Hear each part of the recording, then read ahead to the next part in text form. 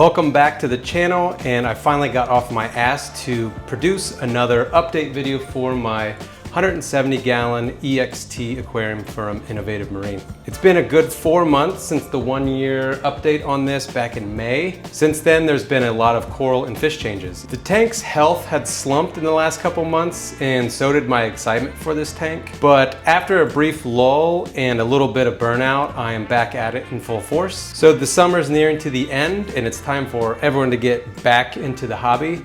So sit back, relax, and enjoy this video. And I hope you pick up a thing or two that may motivate you to do something nice for your tank. If you're new to this channel, I've been documenting the progress on my big acropora dominant tank behind me, as well as my nano tank and a pico tank, along with some how-to videos and some advice videos along the way. So this is going to be a 20+ minute long video, and if you like these long form videos, please let me know in the comments. Or if you like the shorter, condensed, abridged type version videos, 10 minutes or less, please let me know as well so I can make the content you guys want to watch. And with that, here is how my tank is doing. So the first change you're probably going to notice if you've seen any of my content before is the sand bed. And while yes, I have a video on tips to keep a nice bare bottom tank, I decided that I really like the look of sand, and with recent success of using sand sifting gobies in my nano tank, I wanted to give it a shot just to try something new. And I'm glad I did. It really looks nice. I'm having an issue with diatoms at the moment, and I don't know if that's because the substrate is new, so it's kind of cycling through the uglies, or if there's something in my water. But I have the sand sifting goby, I have the sand sifting star that was given to me. I had a bunch of snails to kind of stir it up, but I think they all pretty much died except the conchs, so I might keep adding things to clean my sand bed, but I am happy with the decision. If it gets worse and worse and worse and I can't keep it clean, I can always suck it back out, but I am enjoying it. I've made it no secret that this tank has had its share of issues. Well, specifically the acropora in this tank have had issues.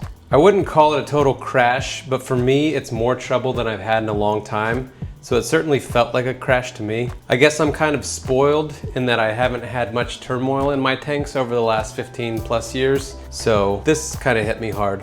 I will say that it's uncommon for any SPS keeper over the long haul to not have issues. So I don't think anything that happened to me was out of the ordinary, and probably happens to most acro keepers at some point. It's really not easy to be on top of both alkalinity, nutrients, water changes, all the parameters that acropora needs specifically, on top of all the things that are harder to control, like bacterial populations and pests and all that kind of stuff, all day, every day over the long haul. So over time, something's gonna go out of balance and you're gonna have some acropora issues. The good news is that once you figure it out and correct it, they usually bounce back pretty well. And I've had luck with just that. So the good news is that I think the issues I've been having are gone. All of the corals that were starting to STN or RTN that I cut and dipped have since recovered and are doing great.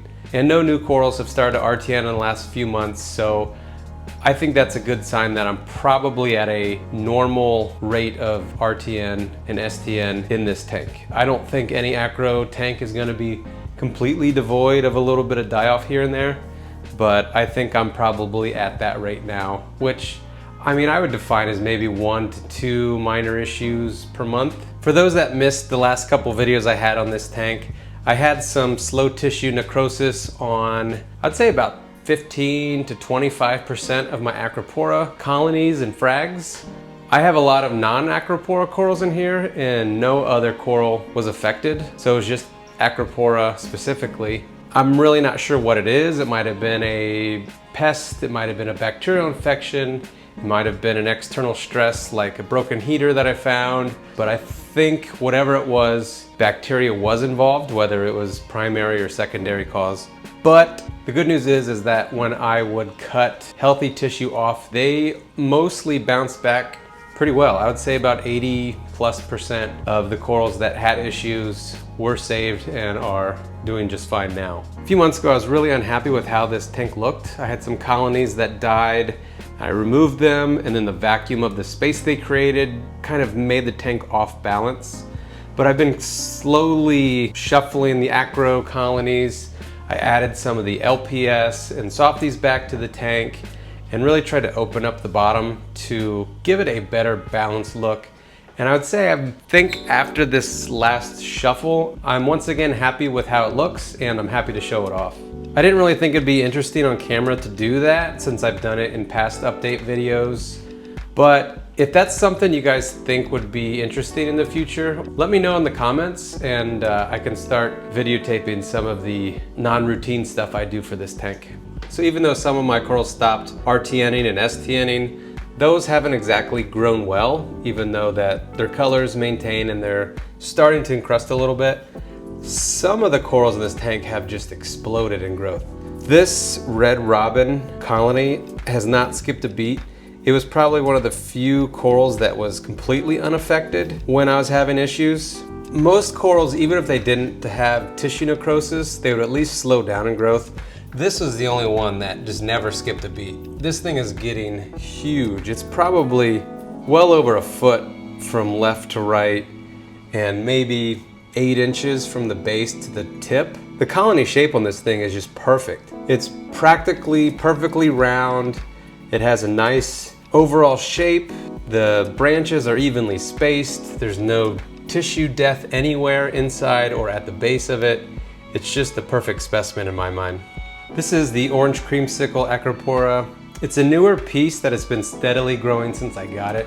I think it's another one that hasn't had any issues for me during the time I was having issues. And I would say recently, in the last couple months, it really took off. I would say it's one of my fastest growing acropora at this point, which is welcome because it's an orange and green acropora, which are not easy to come by. And I love these almost staghorn style acros with the thick branches. So this thing's a keeper. This coral is a local pickup that I was told is called a bare bottom bonsai. I don't know if that's a company or just the name of it, but whatever it is, it's a pretty cool coral in that I believe it's a Acropora villatia, but it's not your typical bonsai. This is the Paletta pink tip, and I just recently moved it to this spot. It was growing behind my flamethrower table, so you can only see a few of the tips. Recently, it's really grown well, and it's growing in such a nice shape. It's growing equally in all directions, nice thick branches. So I thought it was a shame to have it kind of hidden in the back. So I painstakingly cracked it off of its encrusted base and was able to get all of it off, plus a good chunk of the base. And I moved it right front and center so I can enjoy it a little bit better. Thankfully, one of my favorite corals, the Tyree Superman tenuis, is still doing well and growing. It's starting to get a bunch of new branches from the bottom, which is awesome. The other one that's just been going bonkers for me, Jason Fox Solar Flare Millie. You can see this thick branch from right here up. That was the original frag, and there's a few new branches off of that. But most of the new growth is coming from the encrusted base, which I guess is not uncommon. This one I'm a little concerned about. It's maintaining its color, and it looks like it's starting to get some new growth tips, but it hasn't encrusted since I got it. So I've had corals in the past where if they don't encrust, then they'll slowly die over time. This one seems to be holding on, so hopefully it'll start growing soon. I did have that happen with my poor rainbow splice. It just stopped growing. I mean, it's still bright green. The red part of it has faded to a muted brown, but it's not growing fast enough to ward off the coralline algae, and the coralline algae is actually overgrowing it. So, I mean, I'm just gonna let it do its thing here. Hopefully it'll kickstart itself. But that's an example of a coral that if it doesn't encrust, it might get overgrown with coralline algae and die. My Jason Fox Jolt tenuis started to go on me. I had a nice 3-branch frag of that. I was left with just a nub, basically like a booger frag. It's colored up nicely and it's starting to puddle out, so I haven't given up on that one yet. So when I had some colonies that were starting to STN from the base, what I ended up doing was I took the colony and chopped it up, got all of the healthy tips off, discarded the dying base. I ended up with like 4 or 5 chunky frags of each of these corals. And I didn't want to put just a single frag back into my tank, and I didn't want to sell corals that I wasn't sure if they were healthy or not. I kind of bunched several frags together to create a faux colony. I did that with a few. You can see down here, this is like 4 or 5 different pieces glued together. Same with the PC rainbow here. I have this green guy in the back. I don't know if you remember, I used to have this giant Aussie Slimer back there. That thing was one of the first to go. That's about 6 different branchlets that I glued down to a disc, and I'm kind of letting them grow back in together. And I think I did that with my Oregon tort here, the Cali tort. I think that's 4 different frags grown together. And there's one back there, that kind of greenish teal one. And the idea is that over the long run, you're not gonna be able to see the individual frags, and then once they grow together, they'll kind of get that total mass and start growing faster. So I did have these 2 corals that were slowly dying from the base out, and they had really large surface area of encrusted space on the rock.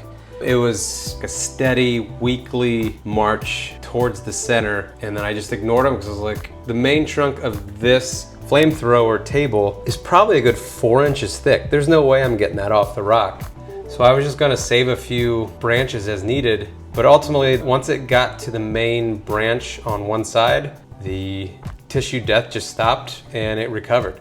And now it's slowly starting to get the orange tips back on the center corallite, which I always equate to optimal health for this thing. If you have the flamethrower table from Battle Corals, I think the blue tips are telling you that's growing, and then when it's the happiest, these internal tips will start to turn from red to little orange rings around the axial corallite. So I'm starting to get those back, and it's starting to look really good. The same thing happened with this Blueberry Fields acro. This encrusted out to about there, and it slowly marched. Once it got to the trunk, it stopped, and none of the actual colony died, just the encrusted base. Over the last month, it's actually starting to march back out. I did have some notable losses. I had that purpley blue Slimer in front of this green Slimer. Green Slimer was dying from the base up, so I took the rock out, tried to cut the 2 main branches and glue them back down, which I did, but the entire blue Slimer colony cracked off from a single branch, and it took me like a half an hour to get it glued back on, and I think it was out of water too long because the colony died the next day very, very quickly. I did save a pretty chunky piece, which it broke off initially, and I threw it back in the tank right away. So that 5-inch frag is all I have left of the behemoth that I had before. Another notable loss is I had that giant shark attack colony here. That one was very, very slow death, and I think what happened is it got so big and thick that I couldn't get water flow inside the thing without blasting it. And being in the middle of the tank, there's no way I could flow directly at it without affecting everything else. So it ultimately died, but I did save a few pieces that I have in my frac sump. Eventually, it'll make itself back into the display tank. This frog skin acro was gigantic. I ended up chopping that up, and I ended up with like 10 pieces of it, this being the largest, and I got tired of just hanging on to them. I didn't want to give away potentially sick corals, so I actually ended up just throwing most of those in the trash. I probably could have sold them for $5 a piece, but I don't think it was worth the effort. Other than that, everything else was kind of minor resets or much needed resets, so there you go. So for the non-acropora corals in the tank, here my established gonnies are doing really well. Some of the newer frags that I got have just been kind of hanging on. I think I need to move those, probably getting too much light. I'm thinking of moving some of these around front to showcase those a little more. This goldenrod in acropora is it's growing rapidly, and it's getting too big for its spot. So I think I'm just gonna get rid of that whole colony and maybe just keep a small frag to reset from. I did add this Ulophilia, which is awesome. Big fan of brain corals, and this one is kind of in between a Platygyra and something like a Symphilia. It's pretty large coral lights, very deep ridges. So it's like a nice baseball-sized maze brain. So there's a maze brain next to it. You can kind of see how much bigger and more dynamic it is. So I'm loving that piece. Hopefully it's a fast grower for me, but something tells me it's not. Now that I have sand, I didn't want all of my Favia on the sand bed.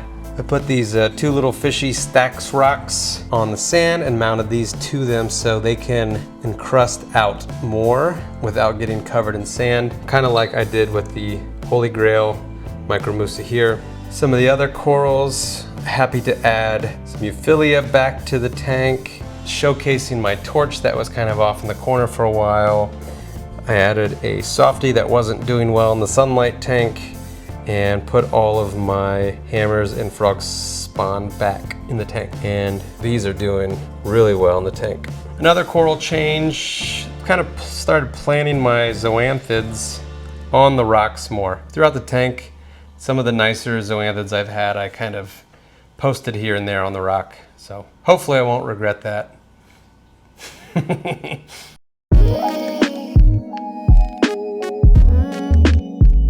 Other changes to the tank is I'm not a big fish guy. This is a coral tank, not a fish tank in my eyes. But now that I have a sand bed, I did add a Biota Dragon Goby, which sifts the sand. Now that I also have a sand bed, I have a Melanurus wrasse again, and these things are great for pest control.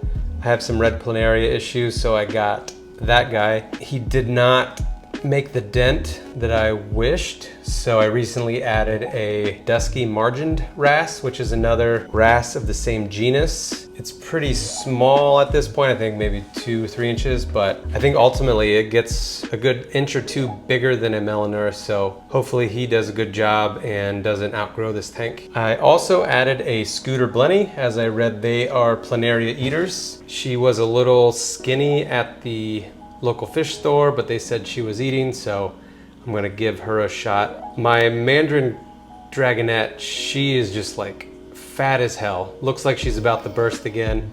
So there's clearly enough microfauna in here for a second Dragonette. I got the Melanurus from a local reefer who was shutting down a tank.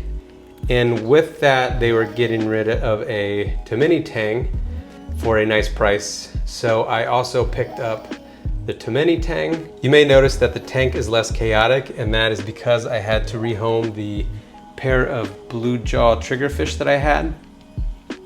Now I will say that I think this tank size is fine long-term for those fish, but the problem I had was they started mating, and their mating ritual involves a lot of swimming and darting, and I have a lot of coral and a lot of rock and a lot of frightened fish that were involved, so they were hurting themselves running the coral. All of my fish were freaked out, and I gave it a month or so to see if it was like a seasonal mating thing, but they were doing it every day for months. So I found a guy locally that has, I think he has several hundreds of gallons of tanks. So I rehomed those for the sake of them and the other fish in my tank. That's the fish update. I may add another, maybe a yellow chorus wrasse or something else exciting if I find it, but nothing really on the radar right now. So the only hardware change I've made in the last 4 or 5 months was I think I was overdoing it on flow. I ended up moving all of my power heads to the sides of the tank. You know, I had everything on the back to keep the sides clean. And then I realized the flow was terrible. I had all these pumps in the tank. And really when you look at the tank from the front, you still see them. They're just on the back. So I figured if I'm gonna see them, I might as well put power heads on the sides where they're more effective. And then it turns out that I didn't need the gyre on here. So I just have the two MP40s on one on each side. They seem to be doing a really good job of moving all the water across the corals. And then I still have that Tunzi Stream 3 in the back bottom right of the tank. You can see the cord there on the top right. So that was one change that I made, and it's actually been a change for the better. It did give me this low flow zone here for my LPS and soft corals. So that's a bonus, as I am kind of moving this to more of a mixed reef tank, but still SPS and acropora dominant clearly.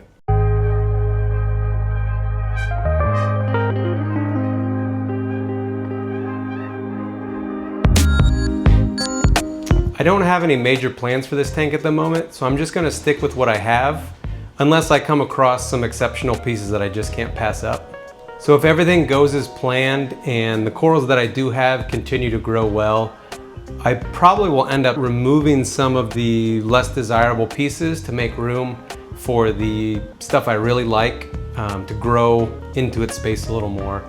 I would really like to see more of these larger colony sized pieces in my tank. If the SPS take a turn for the worse again and I start to lose pieces again, this tank will probably slowly transition over to a more mixed reef with a heavy focus on larger leather corals and some bigger LPS pieces. But I do have some ideas for some videos going forward. And if you have any suggestions or want me to make a video on a specific topic, please let me know in the comments and I'll definitely take it into consideration. So that is it for this update, and I have nothing else to say. So goodbye.